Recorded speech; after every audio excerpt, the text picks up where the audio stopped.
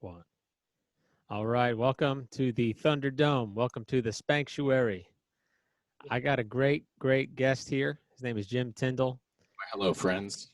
Jim Tyndall from the band First Mountain, right? And Jim's got First Mountain has their album released tomorrow, which is that 4/20 tomorrow, dude? 4/20/2020.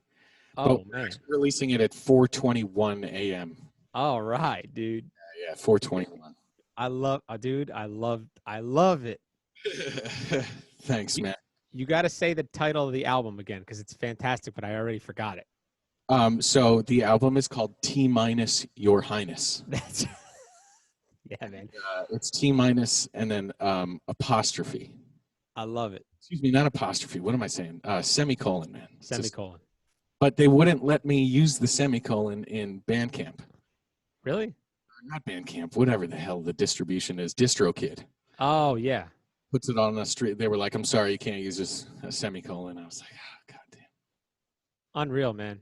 They want that control, right? Yeah, so I don't know what I'm saying. Sorry, say that again, bud. So I used a comma instead. Oh, okay. That works. Dude, tell me about talk about the album because over the last how many months, man, I've seen you, posting clips of your studio experience, right? Recording that. Yeah, so man, it's been a long time. Spent a long time trying to record the full band live with very little separation between the instruments. And as far as modern production goes, you kind of want to have that definition and the separation and the isolation. So that we kind of had canned quite a bit of material from that time. However, one of those recordings survived, and that's track 2, which I released a full-blown, not even a teaser. You can just listen to the track on Instagram or Facebook today. And that's at First Mountain? Yeah. I released the second track as a sampler that you can listen to just through without having to log in anything, just on streaming the social media. So that's like a 7.5-minute psychedelic Dorian jig. That's awesome. Every chord in the it's basically a blues. The A section is a blues, and but every chord is a minor 13. So it's Dorian thing going on. That's Kinda awesome. Cool. It's one of my favorite melodies that I've written. So I like it's got a nice arc to it. I wasn't That's great. Do that with many of the other songs, but this one's got like a slow, creeping vibe to it. So, man, that is the sales pitch that I needed. No, I'm kidding. This one we've actually released it already, but this is a slightly updated mix and the mastered version, which is so basically a couple of these songs are already out. You can listen to them for free. You can download them for free on our Bandcamp, but we're doing the full streaming platform release tomorrow, and also introducing 2 new songs to the mix. Fantastic. Which were not done in living rooms, so they actually kind of sound a little nicer. That's good, because I was going to say, because some of your videos were, correct me if I'm wrong, that they were taken at Sound on Sound Studios? I interned there. You interned there. Yeah. Awesome. I've been there for about a year hanging out with those dudes. I really, really enjoy it. I love taking out the trash. Smile on my face. But no, it's really cool to be there, man. We had a hang last night on Zoom. It was my first time hanging with more than one person on Zoom, and it was really cool. I really like those dudes. They're really great engineers and producers. The space is amazing. You'll really, as a drummer, will be able to tell the difference in the tracks that were done in the living room. Versus I imagine so, man, because I just, look, I haven't taken a tour of that space, but I've had Sound on my radar since I guess they opened whenever that was, 2 years ago or something like that. Years ago now, yeah, more than 2 years ago. It was like more than 2 years ago, man. Like, and I follow them on social media, and the one thing I got to say about that place, again, haven't been there. At Sound on Sound Studios. Say that again, bud. At Sound on Sound Studios, Montclair, New Jersey. At Sound on Sound Studios in Montclair. Yeah, I mean, just from following the page, just from looking at the content that they post, one thing I got to say, and it's really cool. Makes me want to just go there and meet the people. Is they really, there's a sense of family, I guess, that they have there with their engineers, Yeah. right, and producers that work. Yeah, I mean, they're always talking about, hey, this is, I'm gonna throw out a name. Hey, this is Jake. He's one of our engineers, and they'll talk about his experience. Dude, that is so cool to see, man. Family there, man. Yeah. It's awesome to be there. It's a real privilege and treat, to be honest. But yeah, there's I mean, I could talk about gear all day. There's 2 consoles there. One they tend to gear towards mixing, and one they kind of tend to gear towards tracking. But you could do either on either, obviously. We had the pleasure of tracking on the Neve VR console that's there, and man, it sounded really good. Oh, I bet, dude.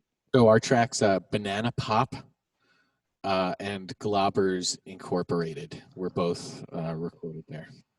Dude, anything Neve. If you were to just say, hey, you want to come over and record some drums, I got a Neve. If you said that, even if it was a Neve coffee machine, I'm there. A 2-channel board or something, is like, yeah, there's a lot of inputs. Yeah, that's great, man. I'm a little jealous of you that you got that experience. That place seems so fucking awesome, dude. Really, really lucky because I lived 1 block down the street from it. So that was pretty good. I just moved a month ago. Oh, really? I was in Montclair for 6 years. We could turn this into a political discussion about rent control and the development, the overdevelopment of a colonial hamlet.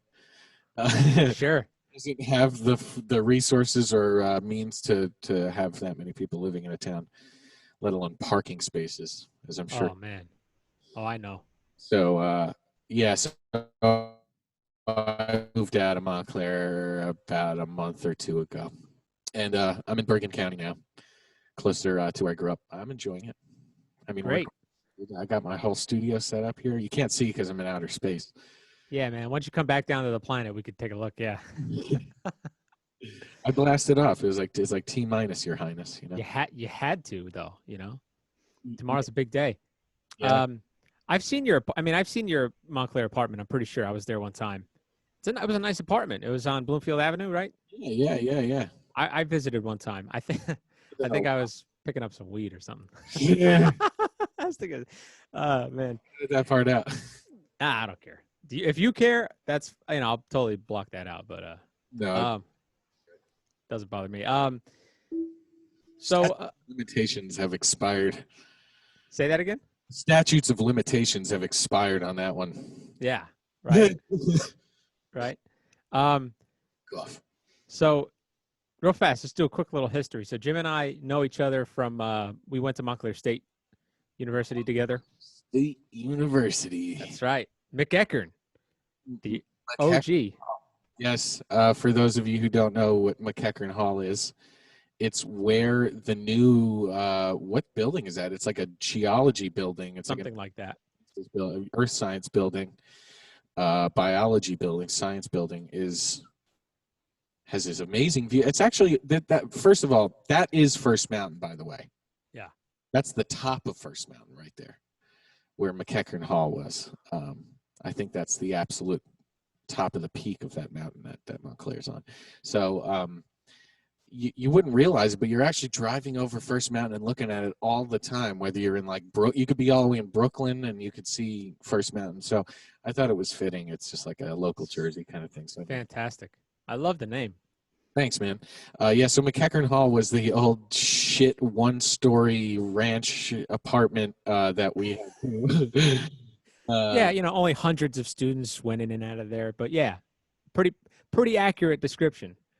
And we had to learn in there, and then they opened up the other music building, the one that everyone studies at today, which still, as far as I know, has yet to be fully completed.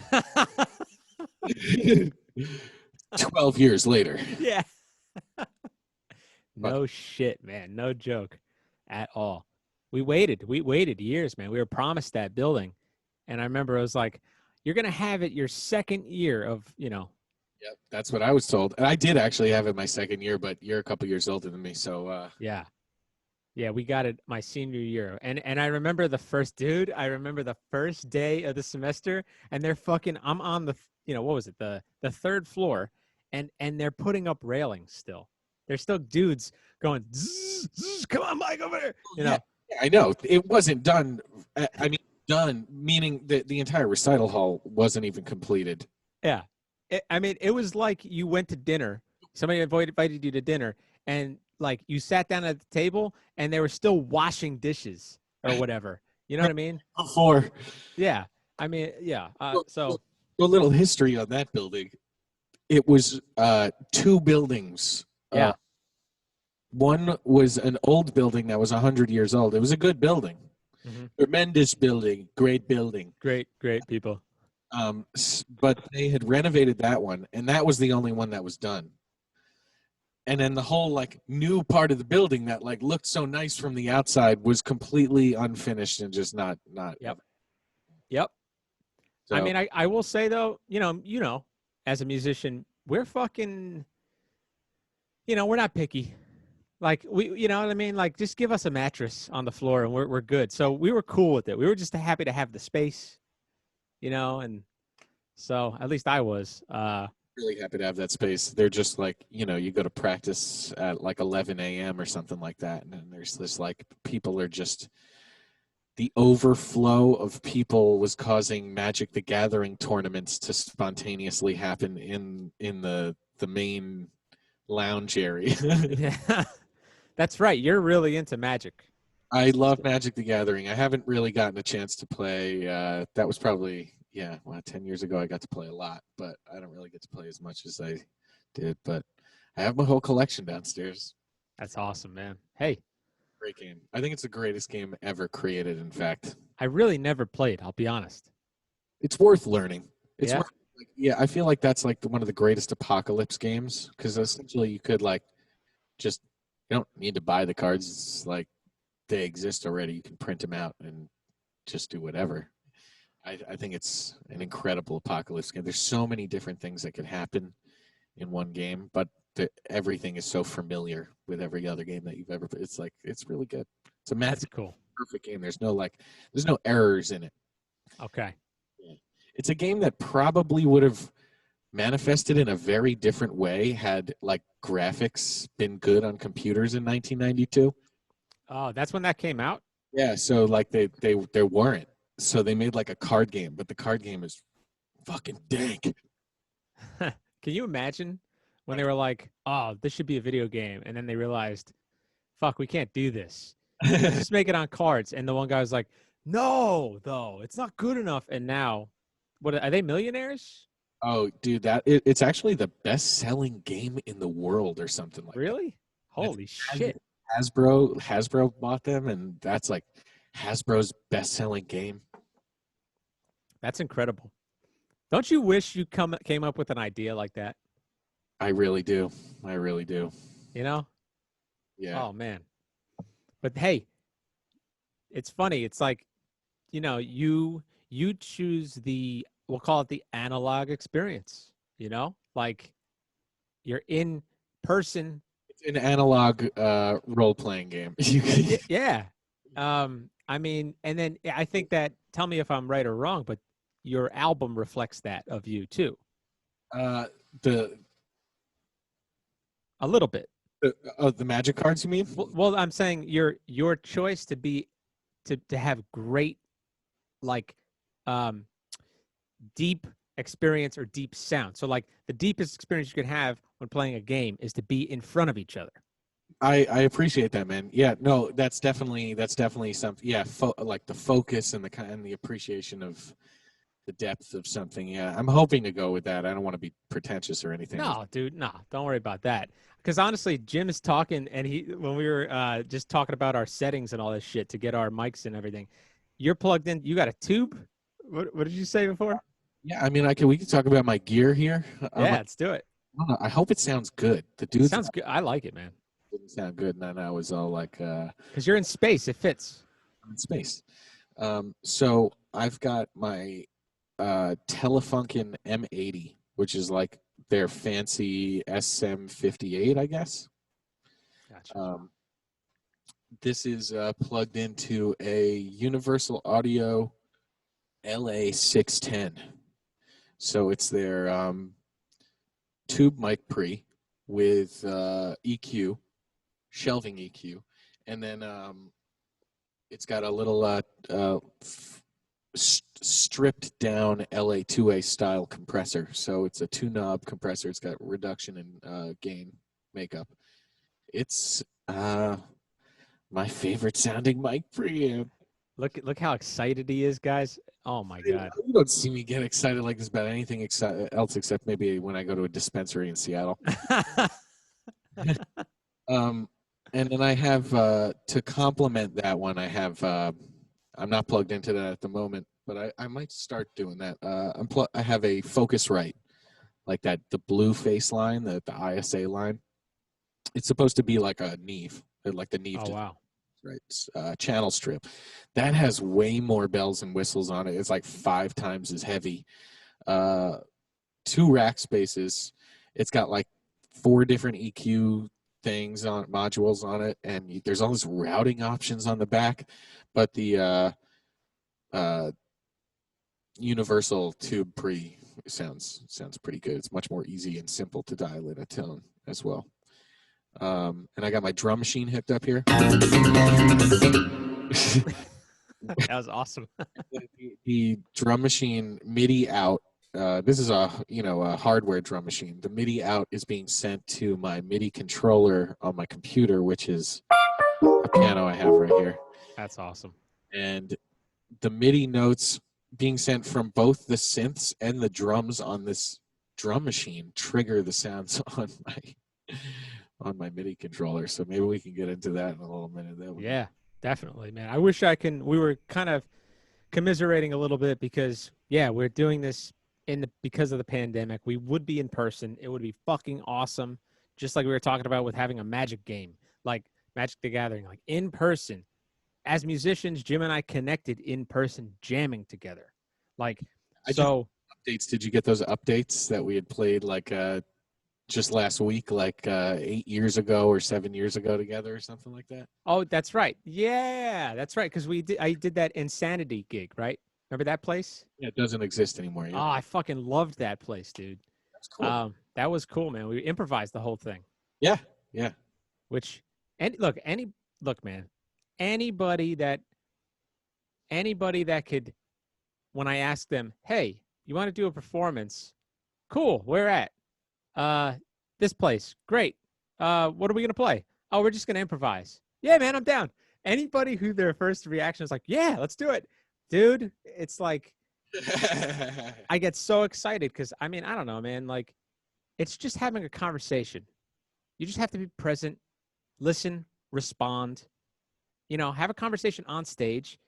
You don't have to be entertaining necessarily, right? Like, that was a tea house. I feel like we were entertaining, I think. No, we were.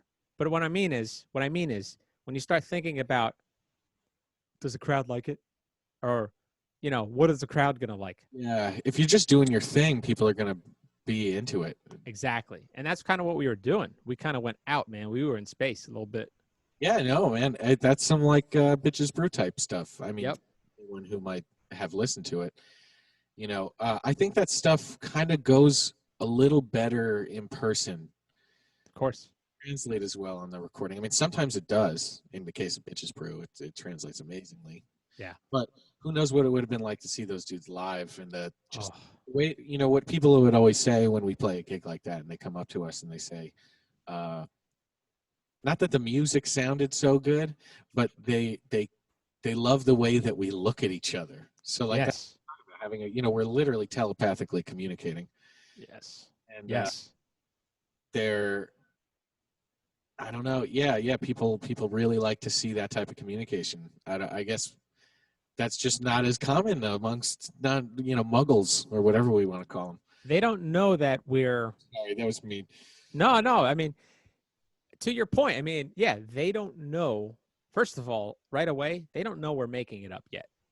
When they figure it out eventually, they're like, how are they doing it? And then we don't look as though we're struggling, right? We don't look as though we're on stage sweating trying to come up with fill time with some jokes. Dragon Force. Yeah, dude. Like, and we're interacting with each other and we're smiling and we're enjoying ourselves. So remember something that already happened or exists. Say that one more time. The way to think about it is that we're not trying to remember something that was written down or something that was recorded or something that we've practiced. Yeah. Where, it's the, I can think about some of these, I said Dragon Force before, but like these dudes, they have the note for note solos, and that's cool. But you have to remember that. Maybe I just have bad memory, but I like the spontaneity, man. It's cool. It's the difference between acting with lines, right, and doing like improv, right? I mean, it's just sometimes fun to be more spontaneous and not know what's going to come next. Absolutely, and I think that was a particularly far out one. Yeah. Now we were playing with John Evers, right? It was with John, and that was very definitively before I think we developed any semblance of jazz chops, at least as far as me and John are concerned. I mean, I can't say that I was ever a jazz guy. Okay, yeah. So that was my problem when I got to Montclair, is that I was in a classical program playing upright bass, and I was meeting all these people who were like really serious about music, but none of them could jam. I'm just like, I was used to that. I jammed a lot. I played in a band, in a lot of bands in high school, one in particularly more than others, and we would play every day after school, and we would jam and have like spaced out, like some kind of prototype shit to whatever you're gonna hear on this First Mountain release. Yeah, that's cool. The First Mountain release, I mean, a lot of these songs, man, are as old as that day that we gigged together. A couple cool. That old. Particularly this song Banana Pop. So it's funny that that's the newest recording we have, and it's the oldest song. It's from like 2013. So this represents like a whole different thing than I'm doing today. So I'm hoping after I finally release this album, I'm going to be able to do single releases and build up a portfolio much quicker of very, very, very higher quality sounding stuff. Yeah. That I recorded in a fucking living room 3 years ago, which I think, to be fair, sounds okay as far as circumstances. Hey, man, one thing I got to keep hammering into my own self for my own recording when it comes to recording my drums at home.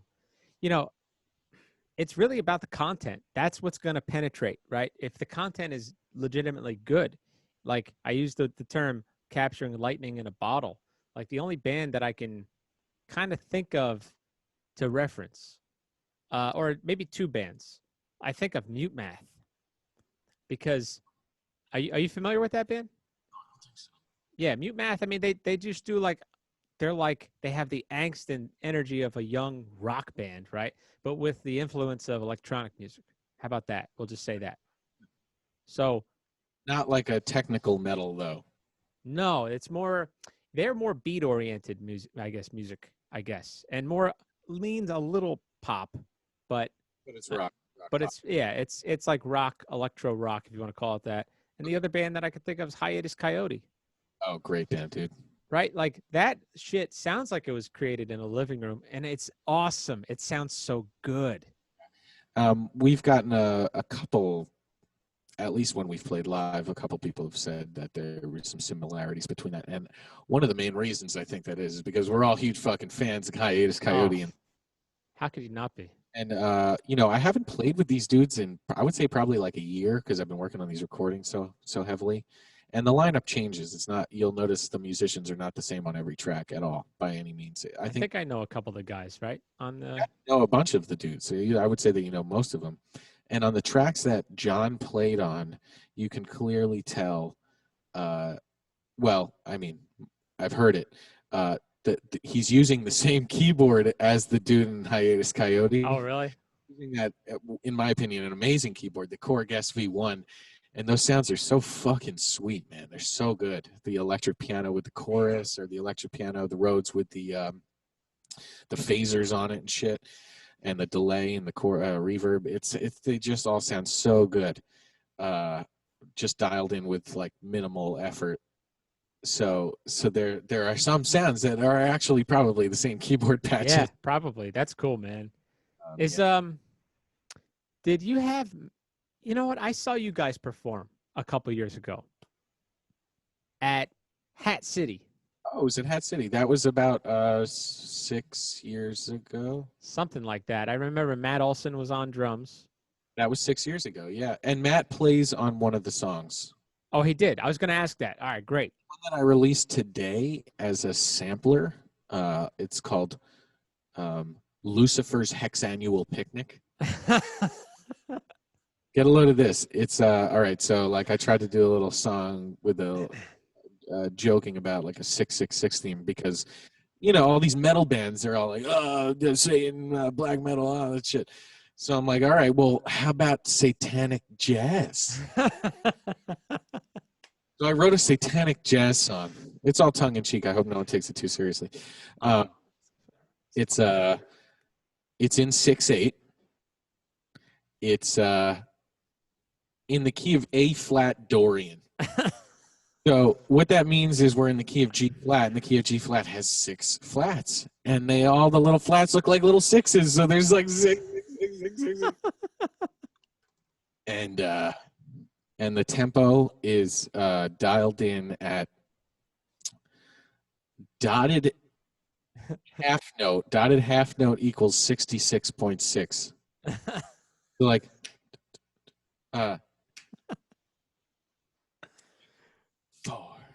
1. I think that's how it's supposed to go because the song is like it's supposed to have like that almost like the Afro-Cuban 6/8 kind of feel. Yeah. So yeah. So yeah, Matt plays on that recording, and that is me, Matt, and John playing in a room live. Oh, sweet. So that's us, and then the horns were overdubbed, but the horns were all overdubbed together. Okay. It was a mistake, because I need that isolation. Yeah. Yeah. But I think, you know, I put some kind of effects on them. They sound kind of cool. That one is the oldest of the bunch. So you can clearly tell, basically, like in between that recording and the next one that I did, both in living rooms, I had bought like a really nice tube condenser microphone. So as a drummer, you'll probably like this, but like we were recording in John's living room. And we did that Lucy's Hexannual Picnic in the living room. It sounded okay. I thought we could have done a little better. But then I'm listening to the next track that we did, and I used that tube condenser as a room mic. Oh, cool. 10 feet in front of the drum kit. And oh my God, dude, it made a world of difference. It had so much depth. So going further on that same thing, when we recorded at Sound on Sound, which the tracks Globbers and Banana Pop you'll hear, those were done with like a mid-range room mic and then like a far away, 2 stereo far away room mics, and the sound is like way bigger. Warm too, right? You got the warmth. They're warmer and they're just more expressive. You hear the sound travel. It's not just like boom, snare drum hits. Like sometimes you don't need to dial that much reverb in because you hear the natural sound of the room. It's a big room. It's a wooden room. They have a nice sounding room. Like, do they have like a killer sounding room? I think it's a killer sounding room. Oh. I personally think that I got a really good. My best drums that I've done so far are on the track Banana Pop, which we you can take a listen to. I can judge each individual song because they were not all done at the same time.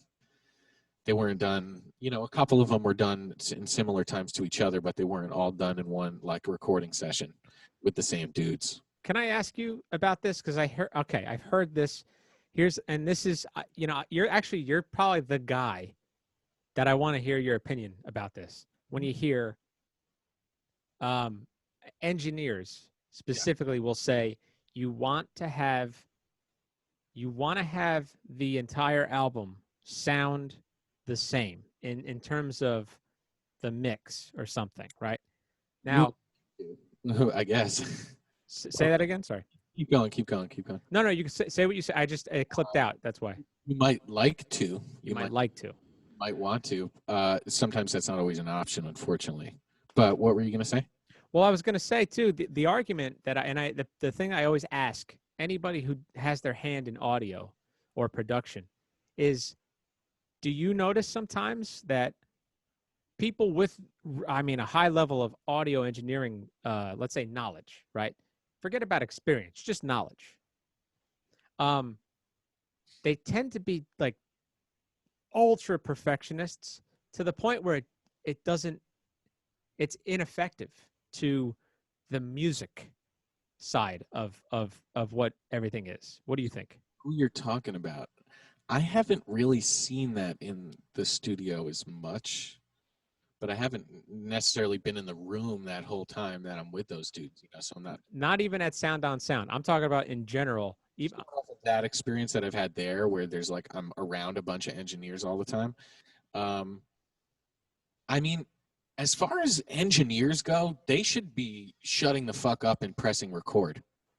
It's kind of my point. Yeah, I'm glad. So you kind of do understand where engineer is the producer. That's a different story. Yes, because like when somebody's trying to be like too perfect about like the mic placement for the close mic on your drum, right? And what kind of mic, and it's like, well, why don't I just play it well first?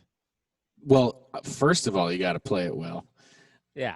Mic placement is important. I think it's less important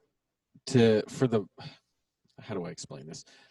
The mic placement is more important to make sure that you don't have phase issues. Yeah. Like overheads and fucking room mics like that, as opposed to the exact placement of the mic against the drum head or something like that. You gotta there are some really quick and easy ways that you can pretty much do what you got to do and get a really, really good sound. Like put your fucking thumb in between the mic, or whatever. Like yeah, the 2-finger technique, right?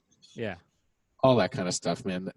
Those are, I don't want to say tried and true methods, but yeah, if you're getting obsessive about that, I would feel like those dudes. I don't know, man. Like I said, I don't feel like I see that kind of obsessiveness, at least in the studio that I've been in, which is nice. Fantastic. But maybe dudes that maybe haven't worked in studios, or maybe some studios are super obsessive about that kind of stuff. We definitely do. And even on my sessions, I try to get the mic placement right. But it's not more important than getting a good take.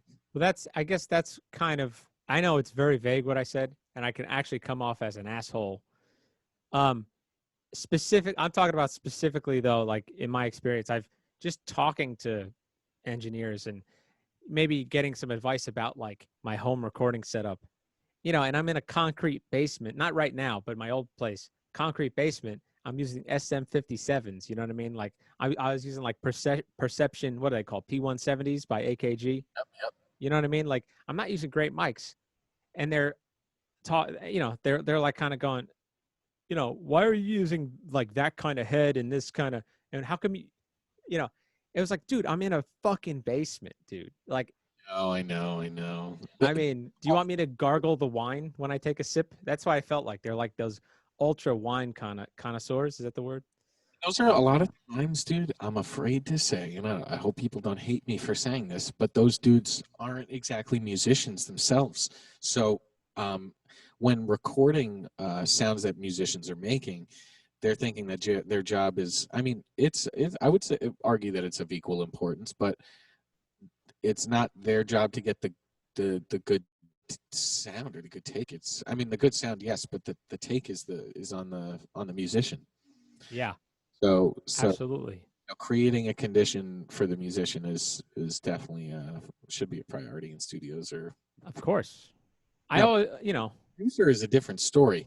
They can be like, I feel like the producer, you've selected this person to like make your shit sound the way that you think that they can make it sound. Oh yeah, they hear things you don't hear, right? They'll have an idea in their head and how to get there that you necessarily can't conceptualize, right? Like that's why they're there.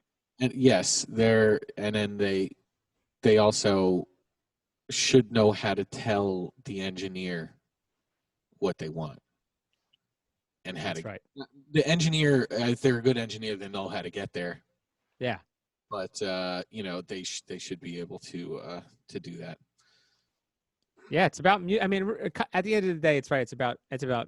It's music, and I come from the belief that because I'm a percussionist, man. You mentioned classically trained. I'm a classically trained percussionist. You know, you've seen it. You probably saw us. How many fucking times did you walk past a percussion room and we're playing on fucking break drums? You know what I mean? Clang, clang, clang, clang. Like, all sounds are beautiful, dude. All sounds. I know. And that was kind of one of my biggest regrets of this album release that I got tomorrow, is that we didn't get more percussive, unique rain sticks and fucking triangles and shit, you know? That's okay, though. You remember in John's living room, there used to be that like basket of percussive toys. Yeah. Right Yeah. on Yeah, I wish I had something like that, man. Oh man. Well, hey man, dude, with these fucking like I don't know about you, I've been getting a lot of musician friends going, "Hey," like sending me a track. "Hey man, you mind laying down drums on this?" Like so many, more than ever before. And the quarantine, you mean? Yeah. So, Jim, if you ever need fucking some percussion, man, I got djembe, doumbek, all that shit. I'm going to, yeah, man. Yeah, man. I don't know. Do you know the drummer that played on the First Mountain recording? What's his name? Gordon. I've met Gordon. I met him. He was playing a jazz gig. He's a great, fantastic player. I'm always down to mix it up, but he's the guy. No worries. He's a couple of years younger than me.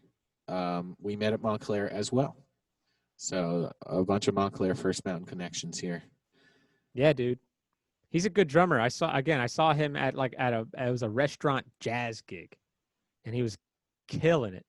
Yep, he really does kill it. One of my favorite things about Gordon, as far as his drumming goes, is his ability to just know the song better than you, and you wrote it. So like, I've never, like, I can record my song in Logic Pro to just a fucking raw metronome because I wrote it. Yeah. But like, so can he. Oh, word. I wrote it. That's been like, because everyone has their own styles, and you can tell like there's a really different style on Matt Olson's track on Lucifer's Sexennial Picnic, than on the tracks that Gordon plays on, which are all the other ones. I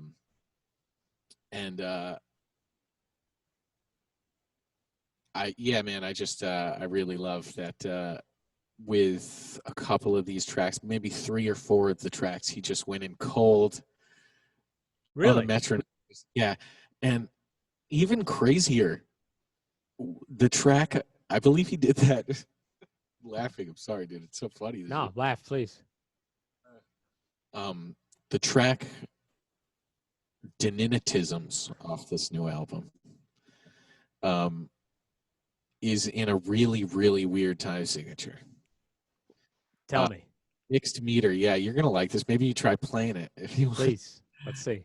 Okay, so you could think of it in there. I wrote 2 charts for it, and I have it written 2 ways in the chart. It's basically a blues. Okay.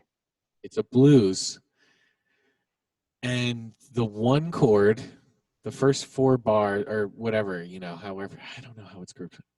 Hold on, let me think.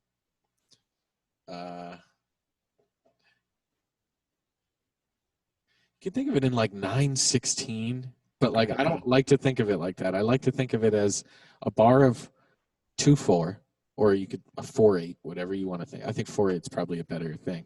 A bar of 4/8 and then a bar of 5/8. Okay. So 2/4 and 5/8. Dun 2 1, 2, 3, 4, 5. 1, 2, 1, 2, 3, 4, 5.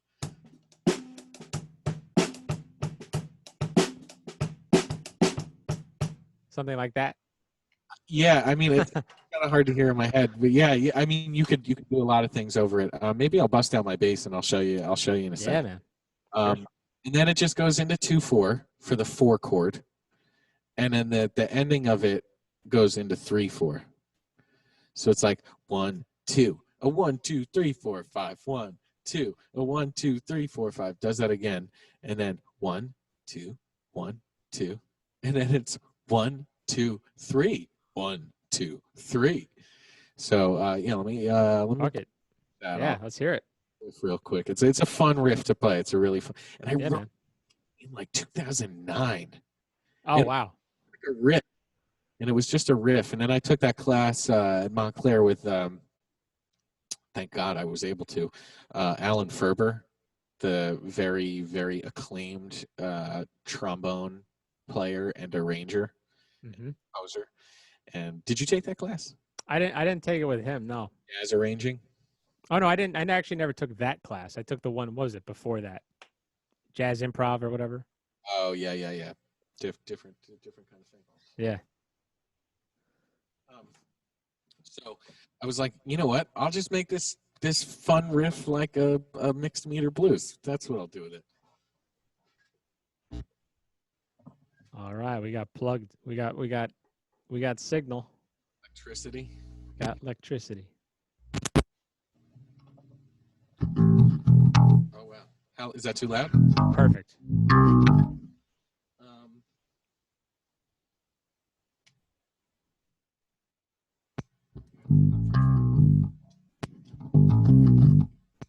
I have so many damn switches on my bass, and I always wind up it's like I have an active with a treble boost. I have like all these different fucking options. But you know what I like? I like just putting it in passive and treating it like a fucking P bass and not worrying about all the knobs. That's right. All right, so.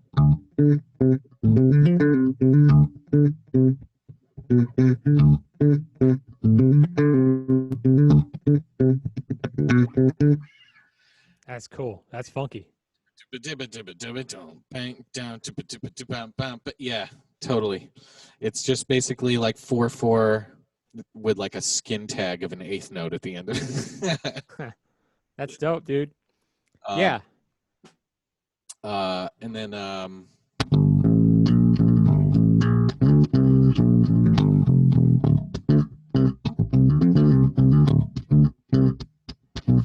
1, 2, 3, 1, 2, 3, 1, 2, 3, 1, 2, 3, 1.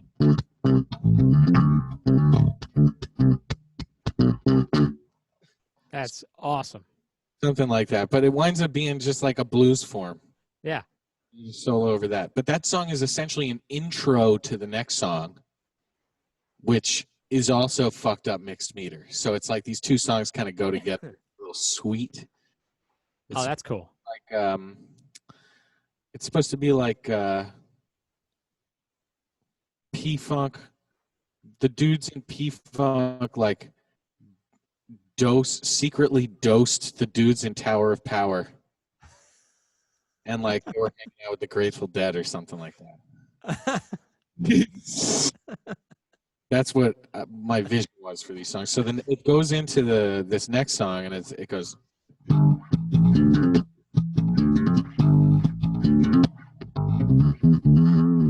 I hate that tone. I don't like that tone at all.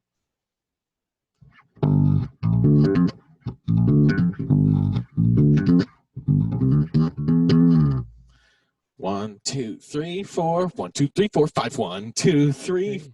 1, 2, 3, 4. So that's that song is 4, 5, 8, 4, 4, 4, 4. It's awesome. It's funky too. I like it. I mean, even dude, I remember actually. It's so funny now thinking about when we were jamming years ago, because I remember being just at John's place, and we were playing some of your material. And I do remember you going, "Yeah, dude, it's a measure of 7 and then a measure of 6, or whatever it was." And in his garage, right? Yeah. Yeah. Do you remember that? That was cool, dude. So you had cool material. Dude, you just brought back a really old memory. Holy shit. Dude, that was 2012. That was before this Insanity gig we were just talking about. Yeah, man. That was our first. That's the first time you and I started jamming. Is that a big glass of milk? Yes. No, it's water. It's one of those thermoses things, Looked like a milk jug from a video game, like Zelda or something. Yeah. That's how I got to get my XP up or whatever the fuck. Yeah. Yeah, dude, hold on. Can I just bring this up real fast? You know what I like?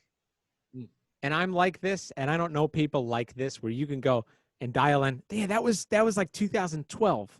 Like, oh, that was 2014. Dude, I'm the same way. For some reason, I could think back to an event, and I know when the year was, what month it was. Yeah, man. I go by certain things that were happening at that time that I remember as well. So I had gone on tour with, I was doing merch for this band called 3. Everybody should check them out. Joey Eppert and the band 3. They're hard to find because their name is 3, I know, but that was before the internet. And they're a great prog band from upstate New York. And they are family members interconnected with the band Coheed and Cambria. Oh, cool. Yeah. Which Coheed has like a rabidly, insanely amazing type of following. I would say almost like I don't want to say that. It's mean. They're great people. Very terrific people. Terrific fans. Great fans. No, but they really are. Very, very devoted. Like nothing I've ever seen before in other groups. So 3, the singer and guitarist and songwriter of 3, is the older brother of the drummer in Coheed, who used to be in 3. What's his name? Penny? Chris Penny? No, he was the replacement of this guy that I'm talking about for like 2 years. Gotcha. Chris Penny came in and played on their like 4th and 5th album or something like that. Gotcha. But the guy who played on their first 3 and the guy who's now currently back in the band, his name is Josh Eppert. Dude, honestly, he uploaded some shit the other day. My God, this dude is the sickest fucking drummer. He plays open hand. Love open-handed drummers. I've always loved Yeah, man. It's smart. To be honest, man, I don't even think he's a fucking lefty. He's just like ambidextrous, open-handed drummer. It's smart. It's the way I should have started playing. It makes sense. The dude from Dave Matthews Band, what's his name? Carter, yeah. Carter Beauford. Yep. And then what the fuck are the other dudes? Billy Cobham, right? I think Billy Cobham, and the one guy that sticks out to me is Klaus Hessler. His name is. He's a German. Oh, I don't know that drummer. One. Yeah, he's good. He's serious drummer. But yeah, open-handed drummers. Yeah, I've always loved them. So Josh Eppert's an open-handed drummer, and he will sometimes upload some cool little shit he's just doing at his house, man. And he's got a mean hi-hat and kick synergy going on. It's so unbelievable.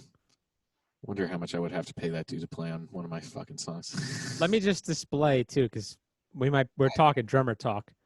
Yeah, so this is how drummers usually play. But your hand, the problem is your hand is underneath this one. So if you wanted to play this drum or this drum, you'd have to do this weird thing as opposed to cross all the time. Yeah. So, and then, when you're going fast, it's really hard to navigate that. So what Jim is talking about, open-handed drumming, is when you're leading with your left hand here as opposed to the right hand here. And now I have access to everything. I can even, if I'm slick, I can put this cymbal here. I mean, it's honestly plays with 2 ride cymbals or something like that. Yeah. See, it's a smarter way of playing, to be honest with you. His drumming on that, especially that 2nd and 3rd album of theirs, is fucking remarkable, man. Really? Absolutely bonkers. Love the drum sound on it. I really just love those first 2 albums, or the first 3 albums in particular, but the 2nd and 3rd really show off some of his incredible work as a drummer. But that's like almost 20 fucking years ago. It's like 15, 18 years ago. Wow. So he's still kicking ass. Seriously. Oh yeah. I got to follow this guy. What was his name again? Josh Eppard. And Josh also Eppard. follow his brother's band, the one I did merch for on this cover. Three. And Joey Eppard. Joey Eppard, Josh Eppard. Cool. Now, so I went on tour with Coheed, basically, doing merch for Three as they supported them and opened for them on tour. Oh, and wow. Also with the band The Deer Hunter, another like cool, like, I don't know, alternative emo prog kind of, interesting band, interesting rock band. Haven't heard of Deer Hunter, but I always like I always like the subcategories when they just make it's like the super group of subcategories. It's like, what did you say? You said emo, punk, prog, or something. And it's like, I get it. I understand. Alternative emo prog kind of thing. Yeah. It's like, I think I could hear that. Has some elements of early 2000s music, but it is totally new and exciting rock music, I would say. Holds up. The rock music, man, I don't know what has happened, but I just don't listen to it quite as much as I used to. Actually, that's fucking bullshit. I listen to Steely Dan like all day, every day now. I mean, that's the thing. You have to go back sometimes to get your fill, right? I mean, I listened to it growing up. Oh, really? Dad would only put on like Reelin' in the Years or some shit. Oh, yeah. And then, so I never really grew up listening to Steely Dan. Yeah. I started listening to Steely Dan this summer, and I was like, oh. Yeah. Listen to their last two albums, and not only are they the most incredible works ever done sonically.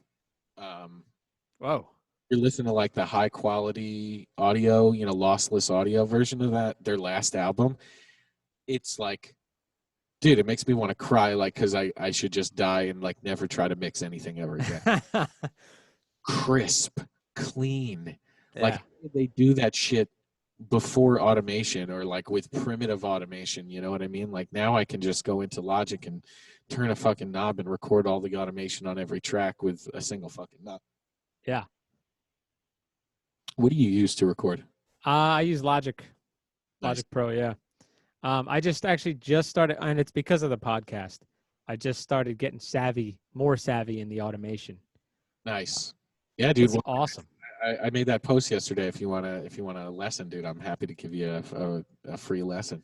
Dude, thank you. I might take you up on that because now I'm, like I'm gonna use quotes. I'm just lightly producing stuff, meaning I'll just put some keyboard bullshit to what I like. And essentially, I'm going for a drum sound, a produced drum sound. So then when I get that sound, then I'm like, ooh. Now, this is what would go to that. So I try to recreate it on a keyboard as best I can. So anything to help me get the ideas, right? That's what it is. That's what people got to know. It's like you have ideas up here, but you want to hear them in here. Yeah. You have to create it. And if you don't know if you're not fluent in the software, it's really tough. So, yeah, I might take you up on that, man. Yeah, dude, sure. Multiple times over the last 3 years, I've been met with like a crossroads, and it's like, do I spend all this money on recording time at a studio, or do I try to record everything myself and buy the gear and invest in that and have that gear for future stuff? I mean, the guy from Boston, you know what I mean? Like, yep. What would he say, Yeah, exactly. So because I happen to be interested in this stuff, it's a synergistic win-win for me. Of course. Maybe not for my wallet, because I spend every dollar I make on fucking recording equipment. Same. But I got a pretty good setup here, man. I'm really fucking excited about the music I'm going to be able to make now, especially that this album is done and I can just fucking move on from that project.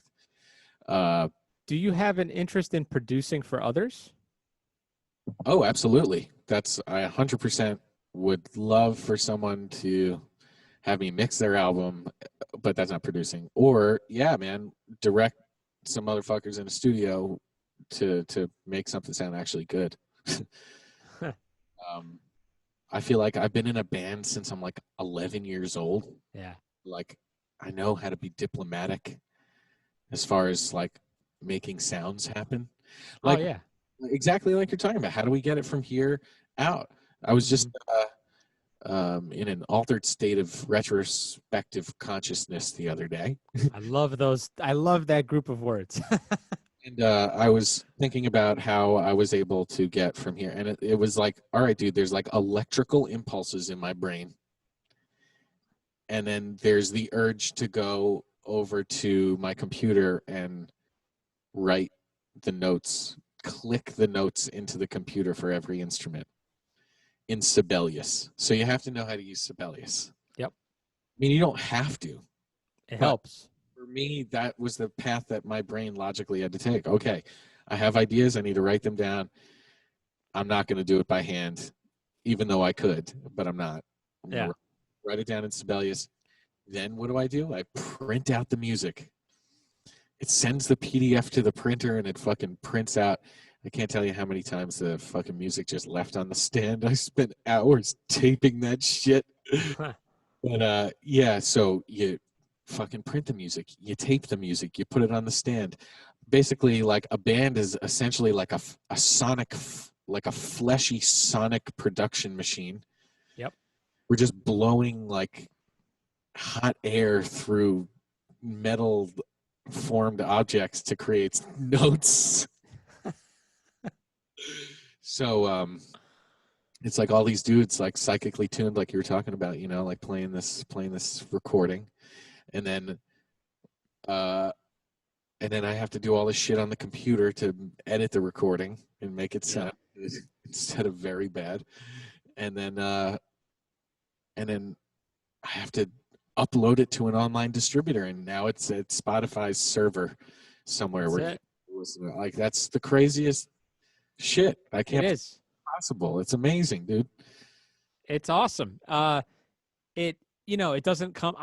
Obviously, like we grew up in the time of where it was still the tail end of that glamour of rock star life or whatever. But fuck that. You know, like the ability to be able to do what you just said, right, is more valuable. Record label without a fucking record label. I'd rather do. Motherfucker, like, how did I make this happen? I literally have $0. Like, how did? Or I have like $1,201. You did it on your own, right? And like you didn't have to go and convince some gatekeeper, right? You have to convince a gatekeeper. I mean, maybe it would be nice if some social media gatekeepers would be like, "We want to promote you." I don't foresee that happening. If I get 100 listens, I'll be the happy guy. Like, it's like I don't even care if anyone listens. To be honest, I just want to make it. I want to make the music. That's I don't. If like my economy and my environment around me allows me to do that, I'm going to take that opportunity as opposed to like, I don't know, digging in the dirt or something. I mean, dude, like think about what some other guy would have done with that time. And like, I mean, I don't want to say anything like terrible about this type of person, right? But like you could have just watched every football game in a season. You know what I'm saying? And Sports Center. I could have done both, I think. All right, fair. But you doubled down. Yeah. I mean, it's great. It's a project, right? You grew out of it, and the project starts. Then you obviously, right? It's like, oh shit, I want this, but then in your mind you're like, yeah, but I have to go through all of these things to get that, and then you're like, I didn't think it would take 3 fucking years, but it did, man. And then you're like, it's worth it. So you gained all these skills, and then other doors opened in terms of your ability and your motivation to do things now. I totally agree. I'm way more motivated than I even was a month ago to make more music. Now that it's done, I feel like if I just want to release a single tomorrow of a trap song. Yeah. You want to pull that up, by the way? Yeah. So I'm just trying to fuck around with Logic Pro. I've been trying to learn, because so far all I've done is produce like mostly acoustic music, or analog music. I mean, this is digital software, but you know what I mean. Not MIDI program shit. Yeah. So, looking at this thing, you can see this, right? Yep. So Logic has this cool little thing. Well, first of all, I have my keyboards, which is 2 chords repeated. Flanger on a Rhodes. A minor chord to a major chord, and that's basically it. And then I have my, this is the first time I've ever tried to make like a beat. So I don't know if this is a quality beat by any means, but it's just trying to fuck around. How do I get from here to here, right? Like you were just, how do I make these sounds? Okay, so Logic has this preset called trap bass. So I was like, okay, I'll do that, and I'll put it into Phrygian harmonic minor mode. Basically, it's a root, flat 2, flat 3. Maybe I go to the 4, I think, and then but it has like a leading tone. It has a little leading tone in it. So let's hear this one. Ooh, loud. You can't even really hear the fucking note. It's just like boom. Yeah. But there are actual notes that are corresponding to the chords that thing is playing. And then I have my kick and my snare. Right now, reverb.com, which I'm sure you're familiar with. Yep. Is running like they have like a bunch of free shit for this quarantine. Really?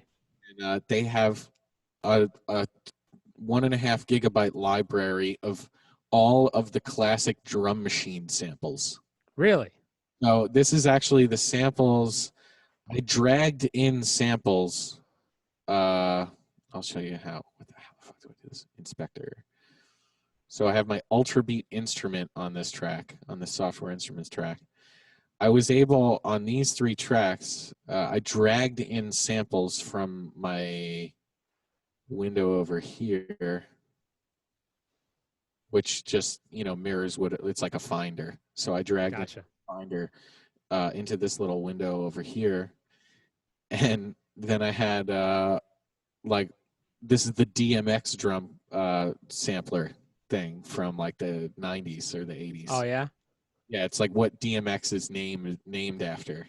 He was like, oh well, my drum machine is DMX, so I'm DMX. Come on. And then so yeah, that's just a basic, like super basic kick and snare track. That's it, with an open hi-hat. But I didn't want to put the hi-hat into that track because all these motherfuckers are like doing these cicada hi-hats. I'm like, how the fuck do I do that? And I found like there's a couple different ways. Some people use plugins to just like make that shit automatically happen. But what I've got here is I drag that. I have a different instrument on this one. This is the sampler that comes stock with Logic. This is like the one you'll always use, basically. Gotcha. And if you press edit, it brings up this thing, and then from that same window that I showed you before, you just drag in the sample, you put it there, and boom, my sample's on middle C now. Oh, word.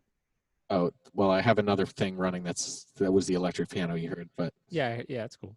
I heard that. Yeah, that's my my hi-hat, and then I go in and I fucking edit these motherfuckers. I don't know if I need to curse that much, but I did. Fuck it. Yeah. And yeah, so here I'm using this thing called the brush tool. It's different than the pencil tool. The pencil tool will like put an individual note in like that. Okay. But the brush tool, so when I press command now, the second tool is when I press command, and I'm able to like paint notes. Oh wait, whoops. So over here, you'll notice that the thing is set to 16th note. So I can set this shit to whatever the fuck I want. I could set this shit to 128th note triplet.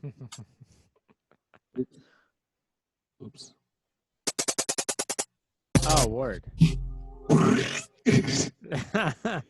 So because it's on like this thing, and like anything higher or lower will pitch it, like these hi-hats are now pitched to doing this. Yep. So I have I came up with like a hemiola pattern because these motherfuckers don't. I don't know, dude. I don't hear dudes doing like very, very interesting rhythms, and maybe that's like frowned upon because they're like on labels and stuff. But I thought that this was like the thing's in 4, obviously, but it's just a 1, 2, 3, 1, 2, 3, 1, 2, 3, constantly.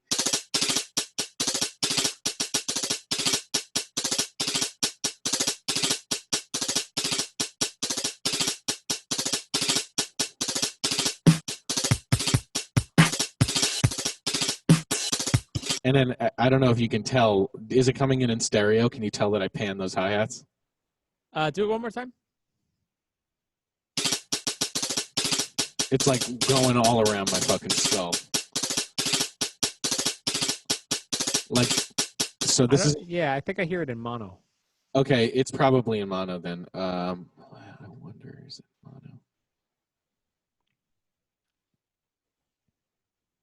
That, by the way, that pattern against that beat is hip, dude. You like it? The beep, beep, beep, beep. Yeah. Beep. Yeah. Yeah, so then I wrote in all this fucking panning automation. And I didn't like click all those notes. I just have like on my MIDI controller, I'm just twisting the knob. Oh, okay. So I literally just like, I put this thing into touch mode. Okay. And then I play it. And then I just fuck with the automation on the knob that corresponds on my MIDI controller. And it just fucking wrote all this shit. I was like, God, that's so fucking easy, man. They've made it so... They really did. Make very, very intricate music now. And you have quantize on or no? On all this shit, yeah, I do have the quantize on. Oh, I think I had... Oh, yeah, here's the melody that I came up with.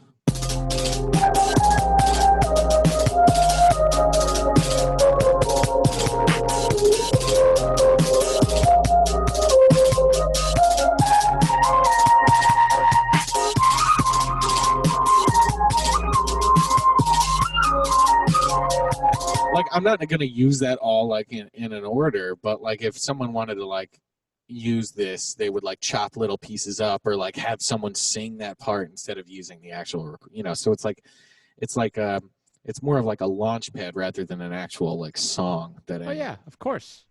It's like you built a skeleton. Yeah. Right. But like, I gotta tell you though, real fast about your beat. Again, I love the beat because I like the syncopation between the hi-hat pattern and then the kick and snare. It's like really funky in a way.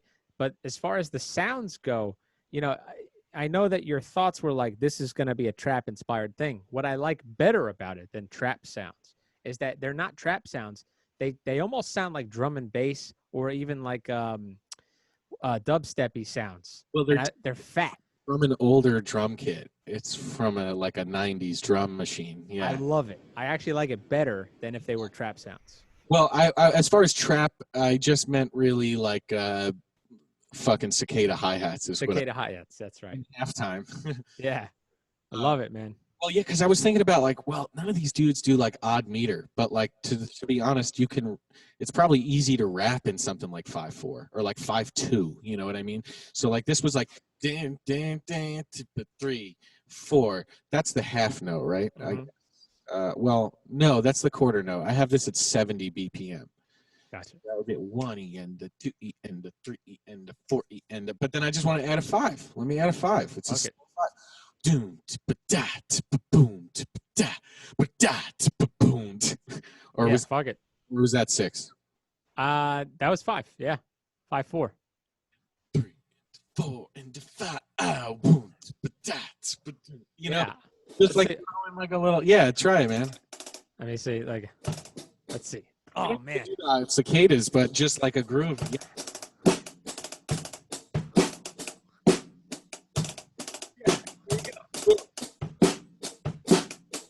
Something like that. Yeah. I was listening to this awesome dude. Do you know, he goes by a bunch of different names, but he was part of that mid-90s extremely talented group of English dudes that were doing all the drum and bass and shit. Like part of that Aphex Twin Venetian snare. Tech. Luke Vibert and Wagon Christ. No, I haven't heard that. That's awesome. That's a great name. Wagon Christ or Luke Vibert was, and then he went by Plug, I think, as well. Okay. He had this song where he sampled this guy going, "I'm gonna beat that bitch with a bat." it's so fucking. It's wrong, but it's fucking funny. It's like, all right, this is what I'm listening to, I guess. And he keeps it's so fucking funny. So I was thinking about, these dudes, the rap dudes, they do these like triplet figures where did it, Yep. and it's like, I'm gonna beat that motherfucking bitch with a motherfucking bat. I'm gonna beat, and that's like an 11, I think, or something. Wait, did you sample it? No, but I want to, and I was you thinking want to? all these odd time signature trap shit. Like I really want to do that, and I really want to do like a couple country songs that are like tongue, but you don't realize. Oops, you don't realize that like it's actually like a joke. I don't want to do that with the trap. I feel like the trap, I would actually like to make like some 5/4 trap. Oh, but yeah. As like a country song goes, like I definitely want to make a couple country songs. There is something to be said, Jim, about humor in like subtle but deep humor in music of what you're talking about, which is like it's music for musicians, but it's music jokes for musicians too at the same time. And it's quality. Like it's fun to listen to. You could tell like it's good. There was good thought and work put into it. Like Frank Zappa is the epitome of that, and that's like the standard that we can aspire to be. Yes. It would be nice to be able to compose and arrange like Frank Zappa. I don't know if you've ever really done some heavy listening on that, but heavy, no. But I did listen to the Black Page a lot because I performed it for a senior recital. Killer piece, man. Oh wait, did you do that on marimba? No, I did it on drum set, but like, Taman and Ray Correga, those guys, Taylor Goodson, they performed that on marimba. I feel like I remember that, dude. Yeah, it was hard, dude. It was it was a bitch to do.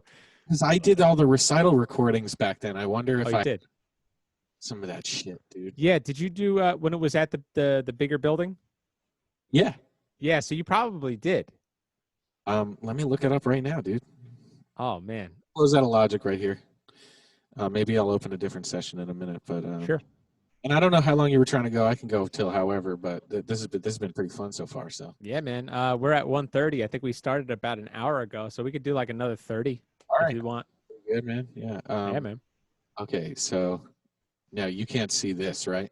You just see me right now. I just see you. Yeah. Okay, thank God. Going into my Finder. External hard drive where I have my 2 hard drives from high school, my hard drive from college. Wow. Okay, it's under recording projects, and then it's under. It's amazing you still have that shit. I am the record keeper. Cali School. Oh, look at this. What do we have? Oh no.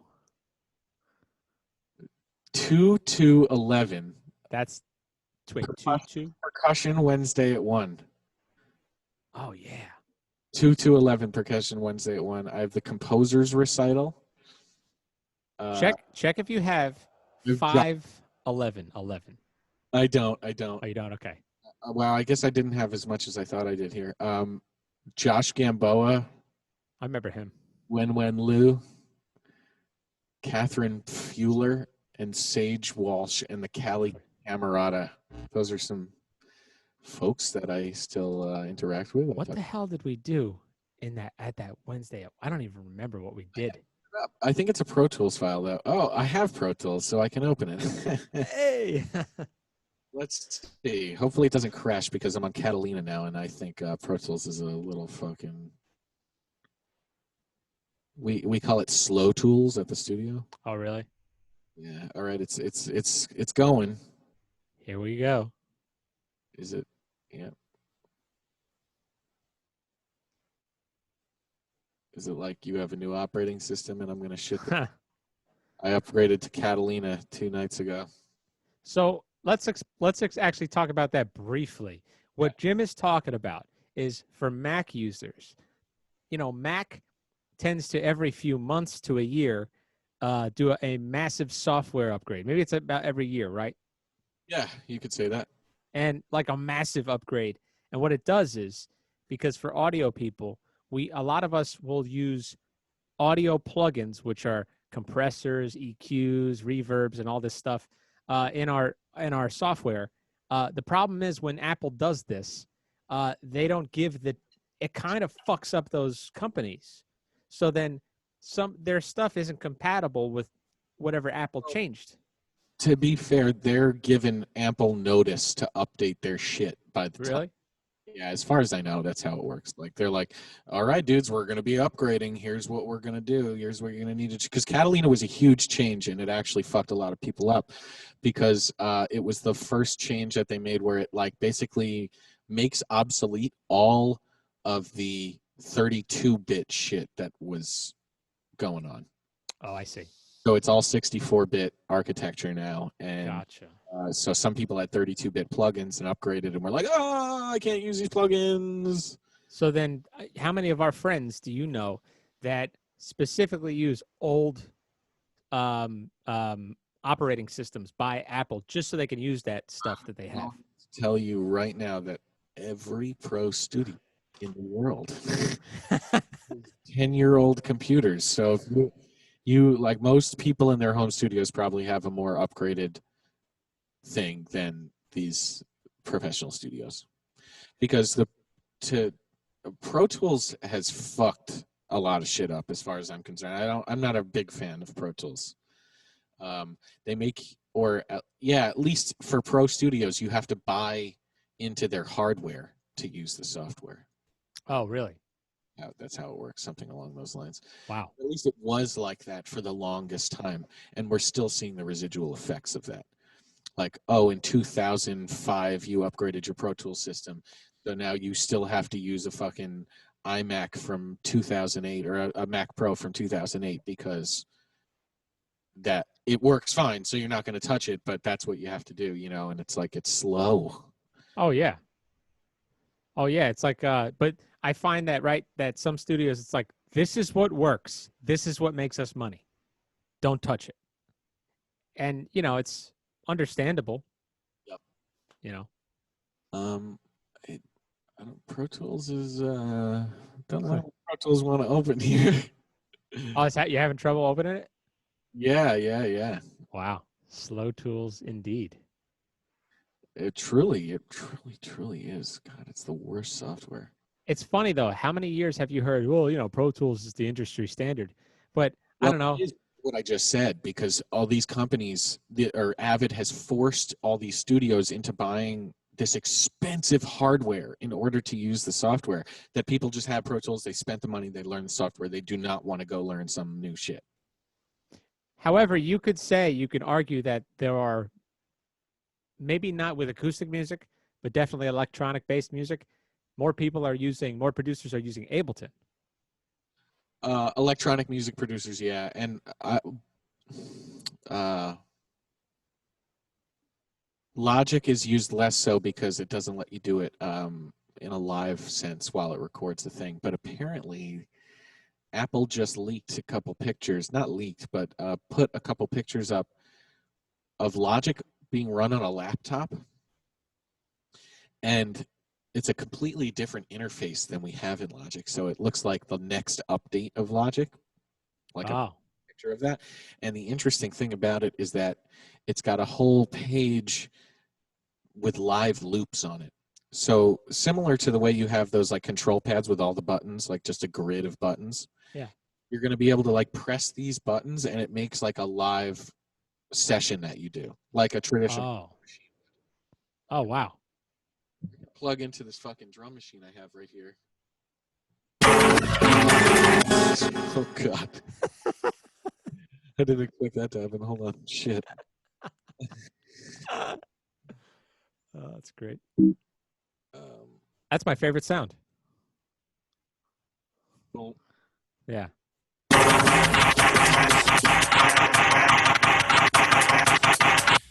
it's triggering in Logic. It's triggering the hi-hats in the Logic session I still had open. Oh, really? Yeah, so hold on, let me close that. That's better. So I could do like a set like that where I'm like, I have something like a loop pre-recorded and I'm like pressing buttons to change the performance to be like spontaneous and on the fly, more improvised sounding. And apparently Live has that. Ableton Live has that, but Logic looks like it is going to have that in the near future, which is sick. It is, because I don't want to learn Ableton. I'm sorry. I don't either. I posted about this the other day. I can't stand Ableton. I have nothing against it. I just don't want to learn it from the ground up. The track headers are on the right-hand side instead of the left. I look at it and it's gibberish to me. That's what I'm saying. Because you're used to every single DAW you've ever used to have the track headers on the left-hand side. Yeah. Boom, now it's on the right-hand side. And it's like, what is it's backwards? Yeah. Just made it backwards for, like, why? Yeah. I'm like, this is for people who never used a DAW and can get perfectly comfortable to use it, But there are plenty of people that have told me, like, I can't stand Logic because I'm so used to Pro Tools and I think that they do it smarter. And I've seen a Pro Tools session and I see the layout and it makes sense to me why maybe you would get used to it and not even want to bother with Logic.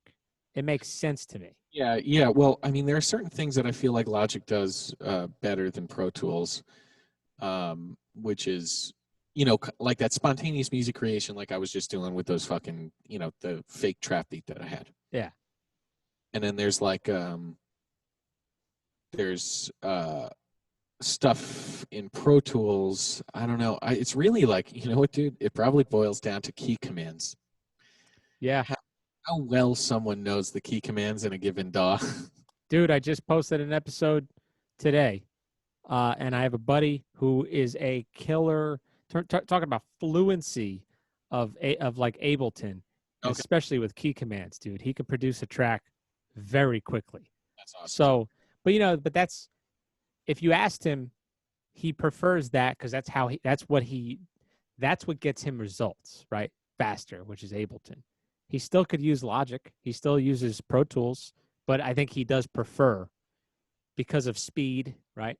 Right. Yep. So it's all about what's going to get you the sound with the least amount of hurdles, I guess. Exactly. So, I don't want to shit on any other DAW, but there's obviously merits to each one. I happen to find that Logic just works so goddamn good for me. Everything is like it's supposed to be in my mind. Yeah. I was thinking about what I used before that, because like I found some recordings of when I was like 13, dude. Oh, wow. Into my computer mic. I'm telling you, I'm the record keeper. I got all this shit. And I was using software which still exists apparently. It's called N-Track Studio. Okay, never heard of that. I was also using Acoustica Mixcraft.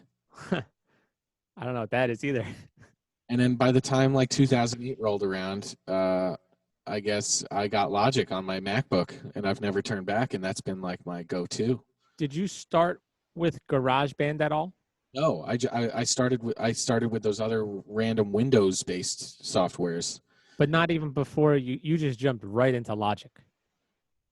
Yeah, I believe like I pirated it like like in 2008. I just like was like, all right, that was like the thing back in 2008. Everyone had like piles and mountains of heaping thousands of dollars worth of high-end audio software and computer video production software shit. Oh man, what's that artist? What's her name? But guess what? Real quick. Now Go ahead. Now all those people know how to use that software and pay for it. So yes, that's what I was gonna say. That artist who did the song. Fuck me! I can never think of what I want to say. It just my mind erases it. No, just give me 30 seconds, okay? Go ahead, man. I'm gonna play. So, listeners, thanks for tuning in.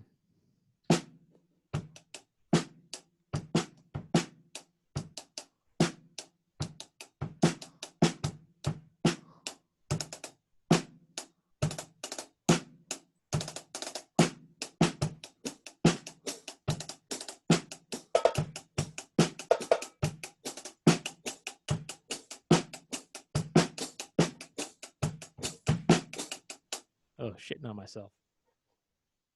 Much better. All right. So I kind of forgot what we were talking about, but we were talking about pirating the software, and I just remembered there was an artist. I don't remember her name, but she had she had a hit basically, and that whole record was produced through a pirated version of either Pro Tools or Logic, and she said it on like a podcast. I remember that. Oh, wow. Yeah, I mean, it's like one of those, kind of things. She eventually said, I paid for it eventually because I had the money. But thankfully, all of my software for the creation of T-minus Your Highness, being released tomorrow, is authentic, paid for, and licensed and serialized software. All my what the fuck is it called? iLock. iLock, that's right. So yes, I have ceased pirating any software. I don't do it anymore. Does it make you anxious, by the way, to think about your iLock failing you? Does that make you anxious at all? I just use I haven't needed to. I don't actually have an iLock, a physical one. I just use the cloud service one. Oh, you do? Okay. Interesting. Because people have told me about if your fucking little thing breaks, they make it very difficult for you to get a replacement, apparently, because of security, whatever reasons. Thank God I don't have a physical one, but everybody at the studio does. I'll tell you that. Yeah. You know what? I've noticed that some of the Pro Tools users sometimes look at the Logic users with a little bit of envy. Really? Yeah, that's what I've seen. It's like dudes are like tied to Pro Tools, especially engineers where like the studio they work at, they have a Pro Tools system, That's right. You have it. So that it's like, oh man, Logic looks so nice. Pro Tools looks like it's from fucking 1997, man. It does. It does look like an old Windows spaceship. Yeah. Although it is cool to see how many of my favorite albums from my favorite bands were recorded through Logic. That is like when I see like a behind the scenes clip of the recording, when I see that, I get really excited because I'm like, okay, well, that's what I'm using. So that's like a validation to keep using Logic. It's reliable software. It's been around a long time, as long as Pro Tools, as far as I know, or remotely the same time period, 30 years or something like that. The only issue is that you can only use it as a Mac product. That's the only issue, right? That's the only issue. And again, so I guess that's like what Pro Tools did. They tie you into using their hardware. Mm-hmm. You used to not be able to like open up Pro Tools 8 unless you had an M Audio like fucking Pro Tool DigiDesign interface. And then Pro Tools 9 changed that. Around the time the Sapphire Pro 40 came out, it was like, oh, now you can use your Pro 40 with Pro Tools, and you just have freedom. What a concept, right? You have to have an iLock though. Yeah, so I really like Logic Pro, man. I'm fucking all about it, to be perfect. Same. Definitely. I was just speaking of which, I was just opening up a session to show you one of the tracks I did. Yes, please.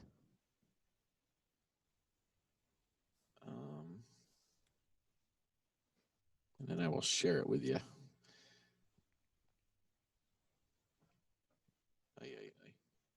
Everything's moving kind of slow since I got this Catalina update. Really? Too bad.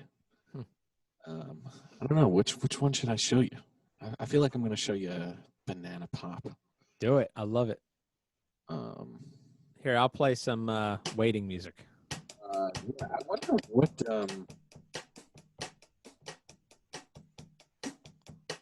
Well, yeah, one of the other things I wanted to talk about was how cool exporting scores in Sibelius as XML files to be imported into Logic Pro as software instruments is a really fucking fun thing. How long have we been able to do that?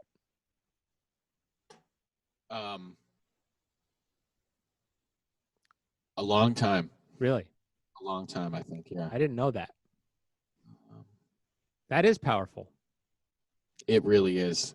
What the hell is going on here? I think this So that's essentially a way of expanding your sound bank. All right, I guess.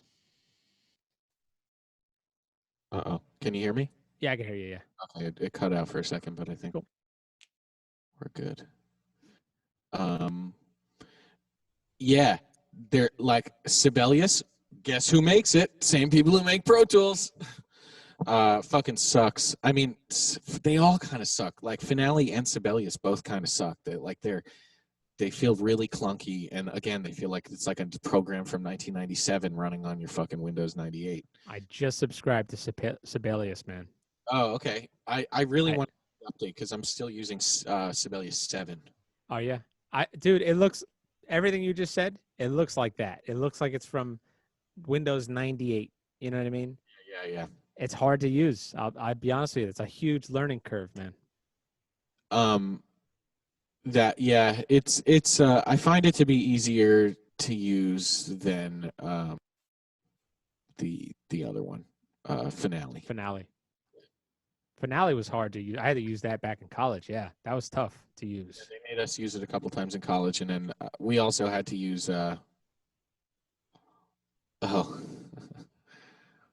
I can't load this fucking session. No? My DSP is maxed out.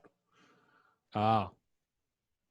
Is that from is that while running a Zoom session?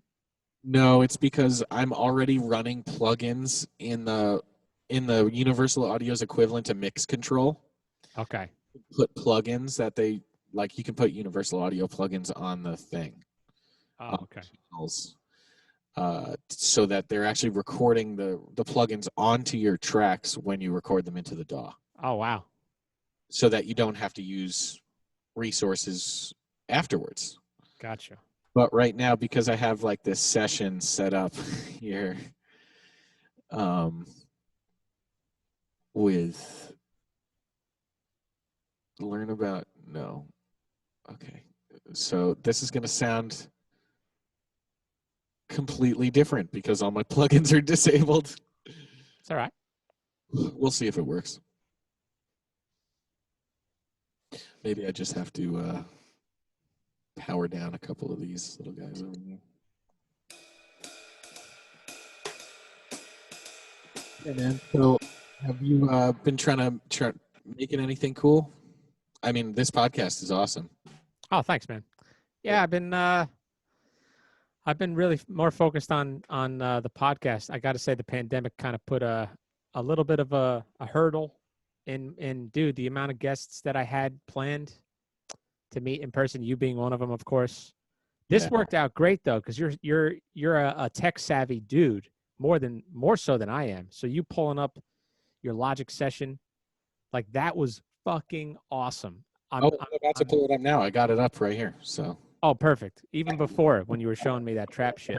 Oh, nice. Yeah. That was awesome. So like this is great. But others aren't that savvy. So you can see this? Oh yeah, man.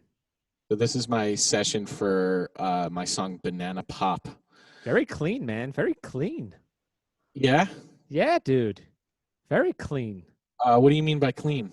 Well, because mine usually looks like a wreck where I have to. It's not very as neat and organized as yours. Oh, very nice, man. Oh, thanks, dude. Yeah. So Logic has these amazing things that, guess what? Pro Tools just introduced it now, and this has been a thing for like 5 fucking years at least in Logic Pro, is track stacks. Track stacks, yeah.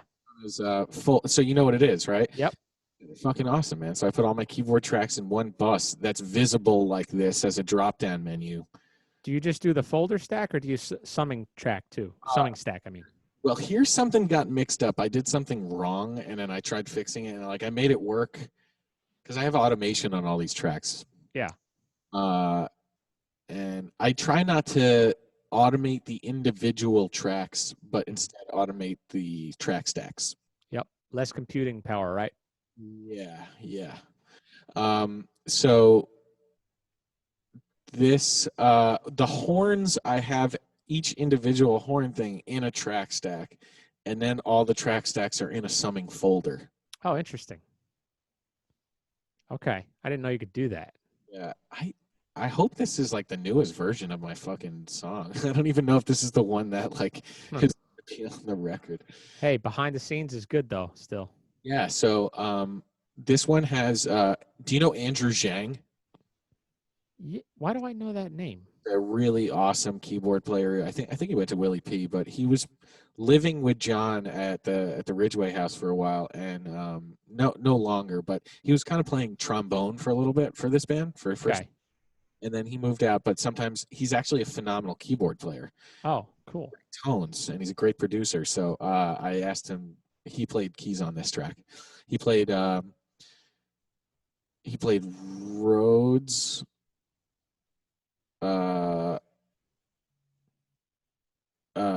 What the fuck is it? Rhodes, Hammond, and like clavinet type parts. Wow. I got a couple. You know Dennis Daly? You remember Dennis? Yeah, I know Dennis. Yeah. He played on the tenor sax on this. We got a dude named Chris Gold. He's a sound on sound guy. He's playing alto, and then I've got another dude that I'd never met before that Gordon got to play trumpet. So his name is James Gibbs, I believe. Cool. And he was killing. He came in totally cold. Really? These fucking trumpet parts for the most part. Yeah, man, he's a really, really awesome job. Wow. Definitely will be calling him from now on. So he played on 2 songs on this, and then the rest of the songs that have trumpet was Andrew Digrius. Oh, what a player. I know. Great player. Great. He takes a solo on at least 2 different tracks on the album.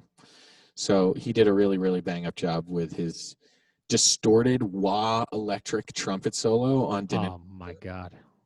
And then he took a trumpet solo on the song, which also is all like phased out with like cool distortion and reverb modulations in Lucy's Hexannual Picnic, the one that you can listen to right now. Right. I'm going to play this, so take a listen. Yeah, man. I'm going to stop it a couple times. I'm not going to play through the whole thing. But sure. Can you hear it? Yeah. Is it clear? Yep. Wonder how clear.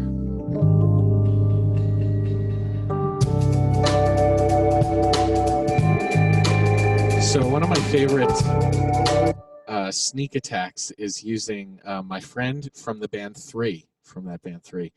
I'm looking over here now because I moved you over here, but the camera's here. No, don't worry about that. That's cool. No worries. I know, but I just realized it's like I'm pointing here. It's like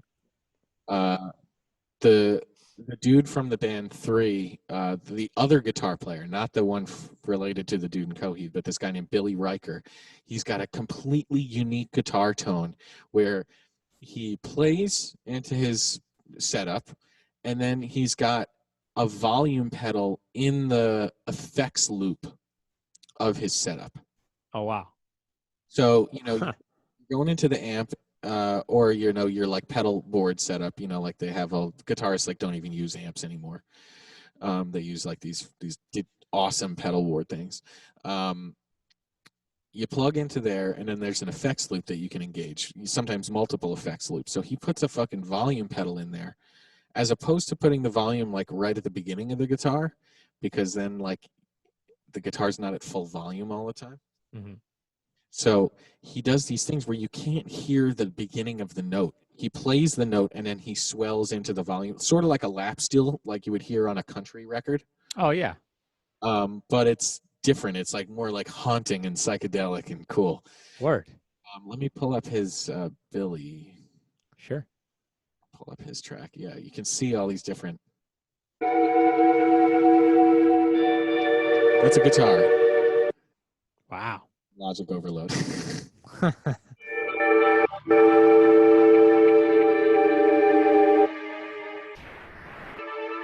That's boom, logic overload. But you get the idea, right? Absolutely. Wow, Logic really is disagreeing with me. Wow, yeah, my CPU is at full blast. Holy shit! I only have 16 gigs of RAM on this bad boy, so that's still a lot, though. People don't usually know. I don't know how much people know. That's still a lot. I guess People, I mean, these new computers have like 32 and 64 gigs of RAM. That's fucking crazy. That's like the latest stuff, right? And then this is like the actual guitar track, not the synth guitar tracks.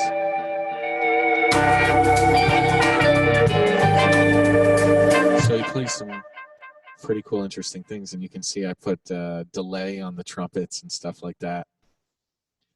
So that's all totally automated. So this is, I think you may have even played this song before, dude, to be honest. Really?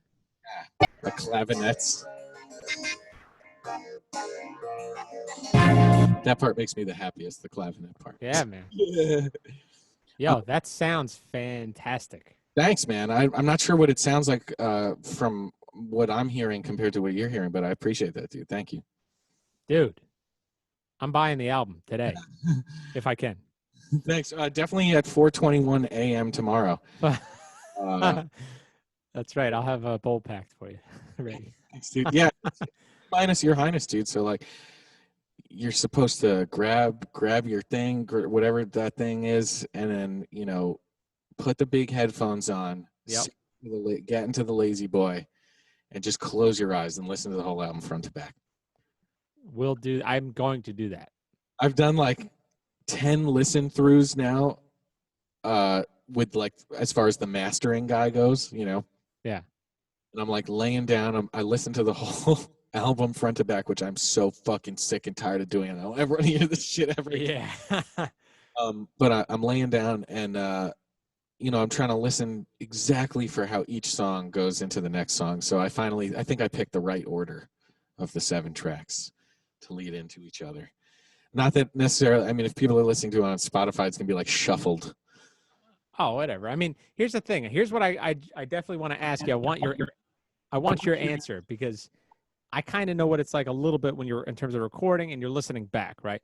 What percentage satisfaction do you have in your, let's say, your last 2 listen throughs? Before release, you mean? Before release, yeah. What satisfaction do I have? Like percentage of satisfaction. So let's say, were you like, let's say 90%? Like the threshold in order to release the track and make, like, have feel comfortable about releasing it? Yeah. I don't know, because that varies on this album. So I couldn't even give you a straight answer for this album, because there's some tracks I like really wish that some of these tracks had the vocals that I wanted to do on them. Oh, gotcha.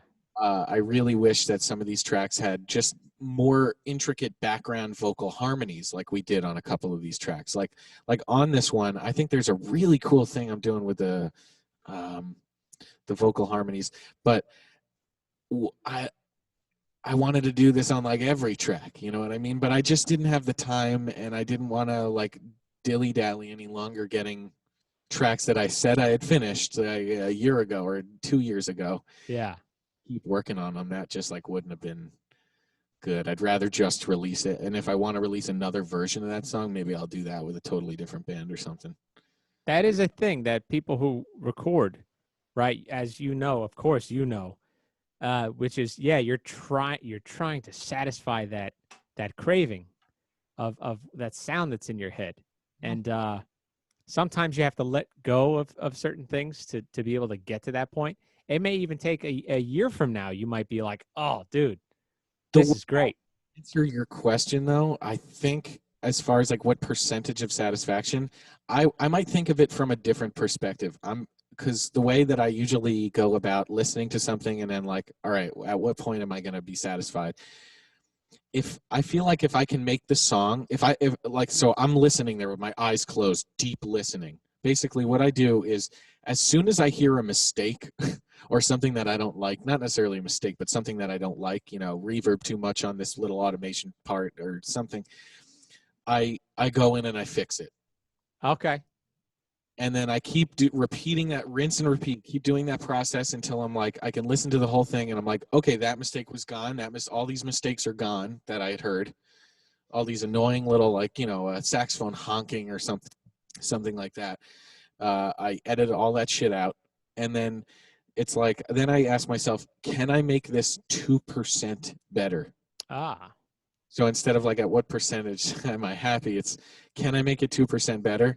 And if I'm like, no, I've pretty much exhausted my capabilities on this fucking shit, and there's no way I can make this 2% better, I'm like, that's it. All right. So that's a good, like more conservative way of looking at it. Cause yeah, it's like, it's your baby. You know it more than anybody, Yeah. inside out, deep. Like, So like I might know the types of mistakes that some of the guys who played on this shit do more than they do if they have themselves back that many times. Yeah. Yeah. Or And the riffs that someone plays, you know, that part of their vocabulary, the vocabulary that they have, you'll hear that consistently on different takes and stuff like that. You know what I mean? In an improvised solo. what I do want to ask one last question, and we can, if you want, you could wait to answer it and we could hear more. But I do want to I want you to also think about this, because this is going to be like a question of how many people did you know, not only just ask to perform on this, but have to schedule like a recording session. That was by far the hardest part of all of this. By far the hardest part, because, you know, it's like we might have like a practice, and it's like, okay, we practice on like a Wednesday and we're going to have the session on a Friday. And then like one of the dudes doesn't show up, and record him at a different time. Yeah. And he's not in the groove because he's recording over something that we did a week ago. You know what I'm saying? Yeah. And like he's a week and a half out of practice as opposed to a day, you know, the Wednesday to the Friday. Now he's gone from Wednesday all the way to the following Friday. Wow. So something like that just can really throw a wrench in the gears. And you can't necessarily blame, you know, that I'm not here to blame anyone. It's yeah. Shit happens. No. Absolutely. So that's been the hardest thing. And that's actually, I would say that's harder for gigs than it is for sessions. Of course. Sessions, I can go fix shit at, you know, I can go fucking auto-tune something, or Logic has that whole flex thing. Ever experienced or use that at all? Flex time, flex pitch, flex tune. It's really, really, really versatile. So I can fix people's mistakes afterwards, but I can't like make us sound good at a gig if no one's rehearsed. Yeah.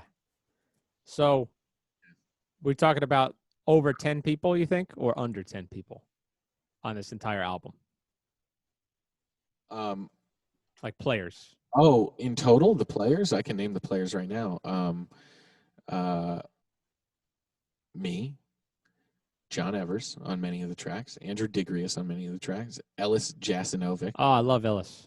Ellis played on a bunch of the tracks. Dennis played on a bunch of the tracks. Chris Gold, my friend, played sax on some of the tracks. Phil Angsberg played alto sax on some of the tracks. Matt Olson played on one of the tracks. Gordon Kuba played on one of the tracks. Andrew Zhang played on one of the tracks. I mean, I did. I think there's so that's more than, what are we at? 11? 10, 11? 10 or 11, yeah. I think there's more. Oh, yeah, this dude, James Gibbs. And then my friend Rob Ingram took many different solos on it. Okay. And then we had Billy Riker playing the swell tracks on the guitar. That's right. And then we had Destiny singing backup vocals on a few of the tracks. Okay. What are we're at like 14 or 15. So depending on if I count myself, you mean? Yeah. Yeah, I mean, so just to tell the listeners, like, you know, usually when you're doing a recording, when you're recording, you know, 14, 15 people is like a massive amount of people to have to like just corral and schedule and make sure. Oh my God. You have to print out the music for them. You have to tape the music for them. You have to set up their mics and set up their headphone mixes. And it was a lot, man. I literally did it all myself. And that's the thing that I'm proudest about. It was like, what kind of maniac wants to tackle this amount of work for such a little return? Like, no one's going to listen to me. And I guess that maniac is me. Like, I really just wanted to, I just wanted to get this shit down and be like, because I have a lot of opinions about music. I have a very opinionated person, at least especially when it comes to music. So I want to know that I at least have something to show for, even if is not the best representation of what I can do. I want to at least be able to have something to show for instead of nothing, and then just accept my opinions. You know what I mean? I have to make this statement on behalf of you and behalf of people that do independent recording and composition and all that. And you're a performer too. And I got to tell it to the listeners. What Jim has accomplished here is massive, and he should be very proud of it, considering all of the rehearsals, right? All of the work because you doing it all yourself, you recording yourself, or even with a couple guys, like, it's still an accomplishment. But to this level of the amount of people, and then also recording, mixing, right? It's a massive accomplishment. Even if I listened to it and went, it's okay, still a massive accomplishment. But dude, I heard like 30 seconds to a minute, and I'm blown away. Thanks, dude. I really appreciate everything you just said. That was really fucking nice of you. Of course. So yeah, man. Can you play a little bit more of this? Probably a couple more seconds of this. So yeah, man. This one has Destiny singing. I kind of wish her vocals were a little higher on the final mix, but what am I gonna do? I can't do shit now. So yeah, this is like it's almost like it's supposed.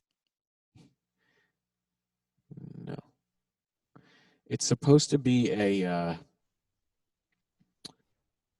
a snare solo, but like not because he's doing anything crazy. It's just like loud in the mix. It just happened to be really loud in the mix.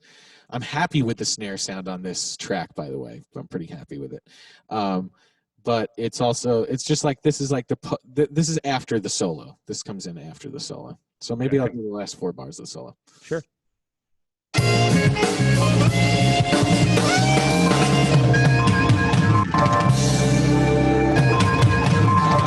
And Logic crashes, of course, because the automation turns certain plugins on at certain points, and then it's crashing.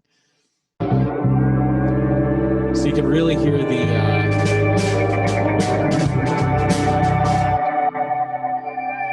that's all guitar.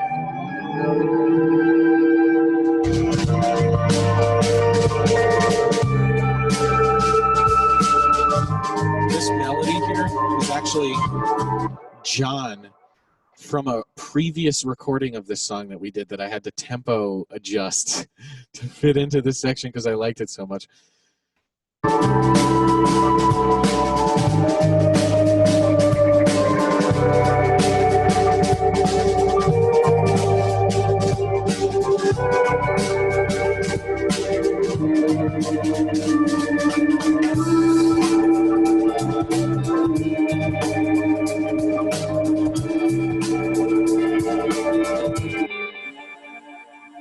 Phased out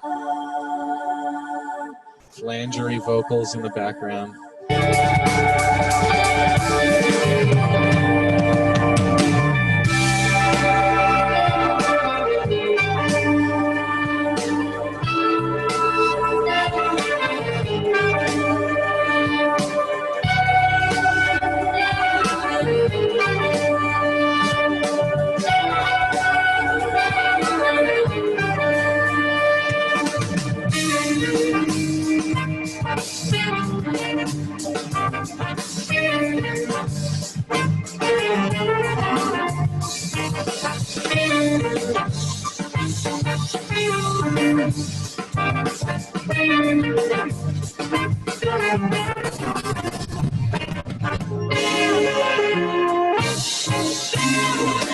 Just gonna go a couple more bars.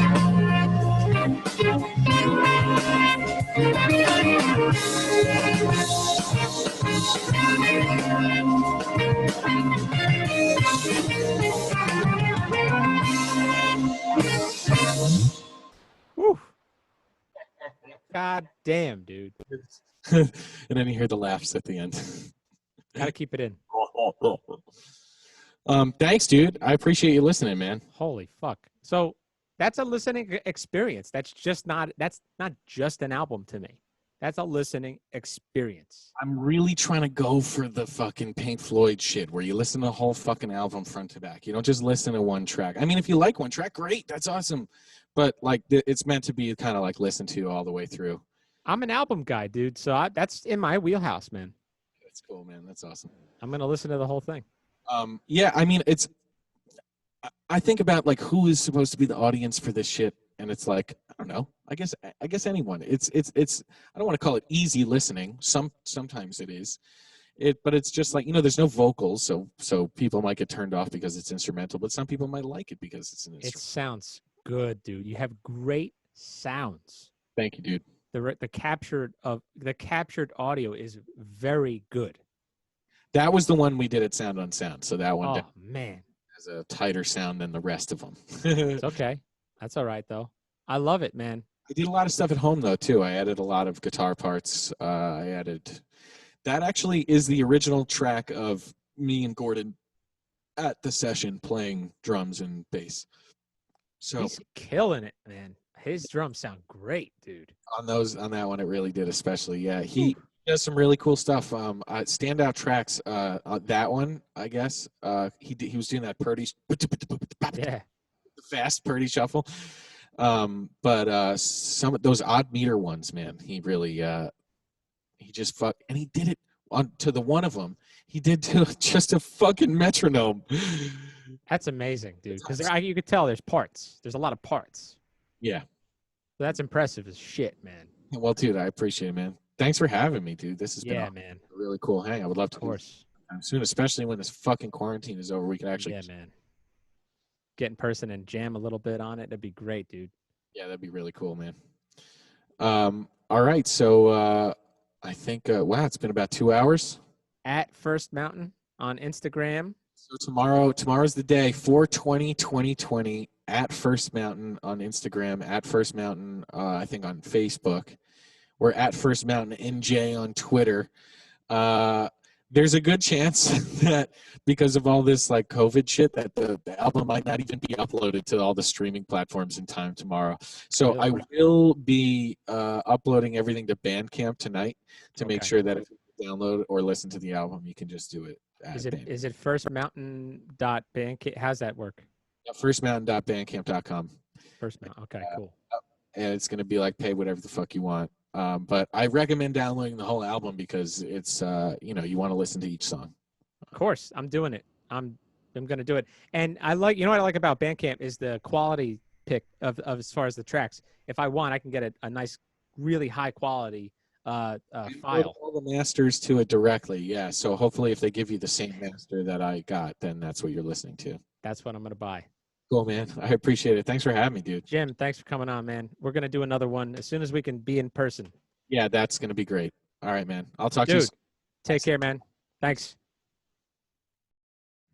All right, everybody. That was Jim Tyndall from First Mountain. Please. This is, you're going to see this tonight. So tomorrow, 4/20/2020, First Mountain. Please go purchase that album. It's going to be, I can guarantee you, it's going to be a pleasurable listening experience. Anyway, thanks for tuning into this show. This is probably going to be my first video episode. There'll be more since this pandemic's going on, so expect to see more of them. Thank you very much, and BaDumBizz to you.